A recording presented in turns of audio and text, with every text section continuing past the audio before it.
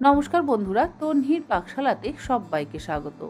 এই প্রচণ্ড গরমে কোনো খাবার দাবারই যখন খেতে ভালো না লাগে, তখন এক গ্লাস স্বাস্থ্যকর শরবত কিন্তু সকালে হোক বা দুপুরে বা সন্ধ্যের দিকেও খাওয়া যেতেই পারে। আজকে আমি আপনার সঙ্গে 3 রকম স্বাস্থ্যকর শরবতের রেসিপি শেয়ার করছি। যারা ডায়াবেটিক পেশেন্ট তারাও কিন্তু এর মধ্যে থেকে 2টি শরবত বাড়িতে বানিয়ে অবশ্যই খেতেই পারেন। তাহলে দেখে নেওয়া যাক আমার আজকের এই ভিডিওটি। যে কোনো শরবত বানাতে গেলে যদি মিষ্টির ব্যবহার করতে হয়, তাহলে চিনির থেকে আখের গুড় খাওয়াটা কিন্তু আমার মনে হয় স্বাস্থ্যের পক্ষে বেশি ভালো।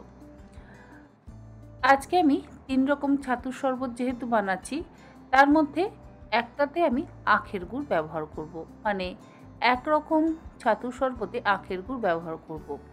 মোটামুটি 4 থেকে 5 টেবিল চামচ পরিমাণ আখের গুড় আমি একটু ছুরি দিয়ে টুকরো করে কেটে নিচ্ছি।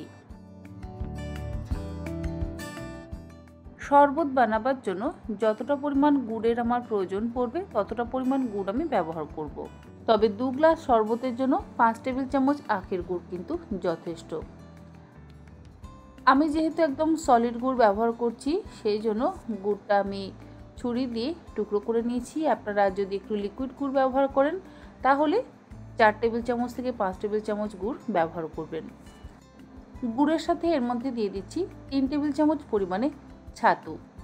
এখানে আমি ছোলার ছাতু ব্যবহার করেছি। দিয়ে দিলাম পরিমাণ মতন জল, মোটামুটি 2 গ্লাস পরিমাণে জল দিয়ে ভালো করে মিশিয়ে নিচ্ছি।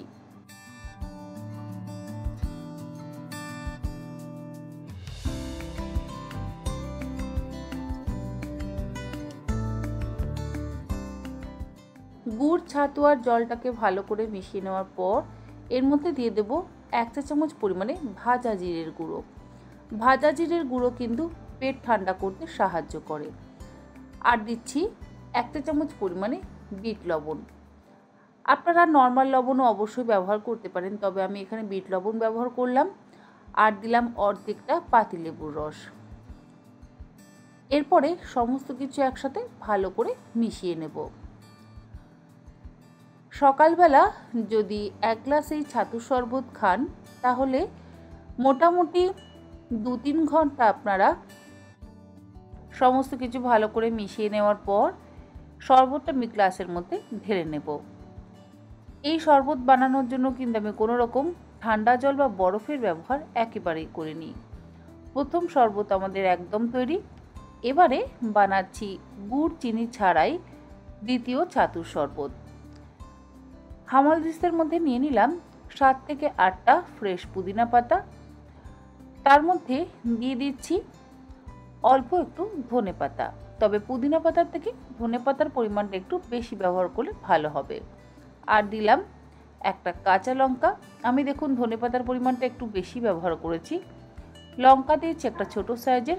তার সাথে দিয়ে দিলাম 1 চা চামচ পরিমাণে বিট লবণ। নর্মাল লবণের ব্যবহার কিন্তু করলাম না।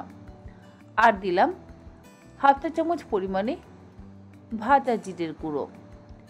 তার সাথে দিয়ে দিলাম 1 চা চামচ পরিমাণে চাট মশলা। সমস্ত কিছু একসাথে থেতো করে নিচ্ছি। হামাল দিস্তের বদলে আপনারা চাইলে মিক্সিতেও কিন্তু এই কাজটা করে নিতে পারেন।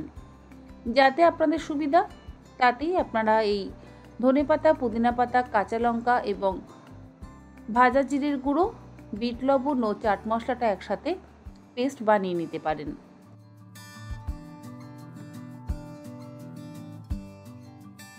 মিশ্রণটা তৈরি করে নেওয়ার পর এর মধ্যে দিয়ে দিলাম অল্প একটু জল। জলটা দিয়ে আবারও একবার ভালো করে মিশিয়ে নিচ্ছি।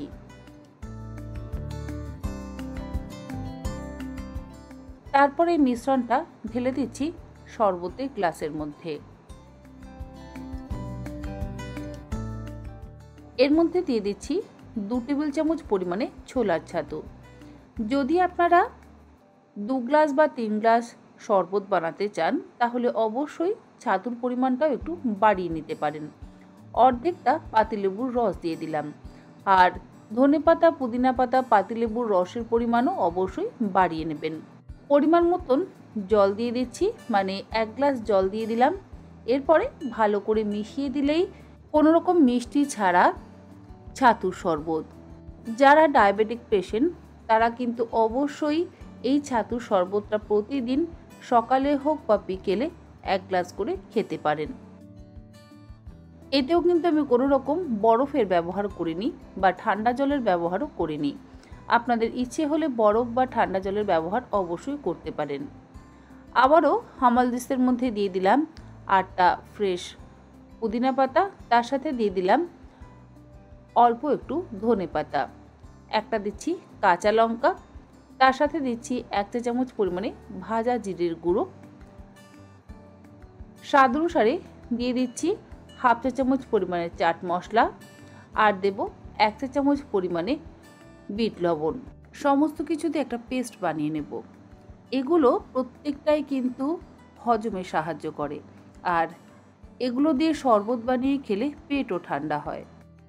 ওজন কমাতে অনেকেই ছাতু খান, কারণ ছাতুতে ক্যালোরির পরিমাণ খুব কম অথচ ভরপুর প্রোটিন আছে এবং ছাতু খেলে অনেকক্ষণ পেটও ভর্তি থাকে। বিশেষ করে এই গরমে ছাতুর শরবত খেলে পেট শরীর দুটোই ঠান্ডা করে।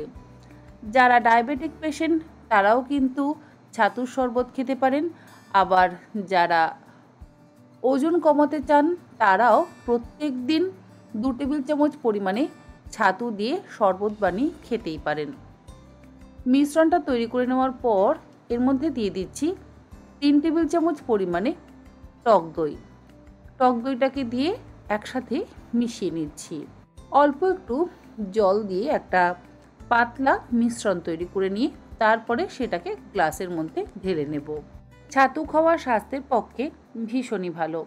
ছাতু খেলে কোলেস্টেরলের মাত্রাও কমে, রক্তচাপও কিন্তু কমে, আর ছাতুতে যেহেতু প্রচুর পরিমাণে ফাইবার আছে হজম হতেও সাহায্য করে। জল দিয়ে মিশ্রণটাকে আমি গুলে পাতলা করে নিয়েছি। এবারে এটাকে আমি গ্লাসের মধ্যে ঢেলে নিচ্ছি। এর মধ্যেও কিন্তু কোনো রকম গুড়, চিনি, মিছরি, বাতাসা কিছু ব্যবহার করিনি। যারা সুগার পেশেন্ট তারা কিন্তু অবশ্যই এই ধরনের ছাতুর শরবত খেতেই পারেন। গ্লাস ভর্তি করে নর্মাল টেম্পারেচারের জল দিয়ে দিলাম, আর দিয়ে দিচ্ছি 1 টেবিল চামচ পরিমাণে ছোলার ছাতু। এবারে ভালো করে মিশিয়ে দিচ্ছি। যেহেতু টক দইয়ের ব্যবহার করেছি সেই জন্য আমি আর এর মধ্যে পাতিলেবুর রসের ব্যবহার করলাম না। তৈরি হয়ে গেল 3 রকম স্বাস্থ্যকর ছোলার ছাতুর শরবত। একটাতে আমি আখের গুড় ব্যবহার করেছি আর বাকি দুটোতে কিন্তু কোনো রকম মিষ্টিরই ব্যবহার করিনি। আশা করি আমার আজকের এই 3 রকম ছোলার ছাতুর শরবতের রেসিপি আপনাদের ভালো লাগলো। ভালো লাগলে অবশ্যই এই রকমভাবে বাড়িতে ছোলার ছাতুর শরবত বানিয়ে নিজেরা খান, বাচ্চাদেরও খাওয়াতে পারেন। আজ তাহলে এই পর্যন্ত। আবার হাজির হয়ে যাব অন্যদিন অন্য কোনো রেসিপি নিয়ে। ভালো থাকবেন, সুস্থ থাকবেন। ধন্যবাদ।